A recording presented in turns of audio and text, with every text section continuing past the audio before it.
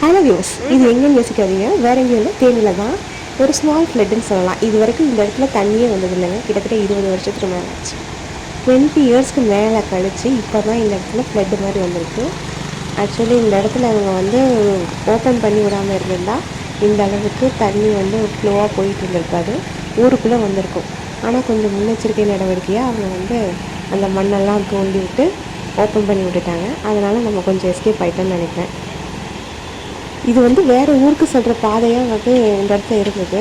இப்போ அது ஃபுல்லாகவே தண்ணி வந்து ஓடிக்கிட்டு இருக்கிறதுனால வேறு வழி இல்லாமல் மக்கள் வந்து அது வழியாகவே கிராஸ் ஆகி போய்கிட்டு இருக்காங்க.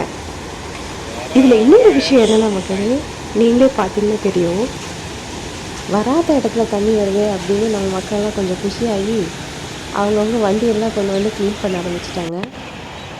நீங்கள் பார்த்தீங்கன்னாலே தெரிஞ்சிருக்கும், ஒரு சைடு வண்டியை க்ளீன் பண்ணுறாங்க, இன்னொரு சைடு துவைச்சிக்கிட்டு இருக்காங்க.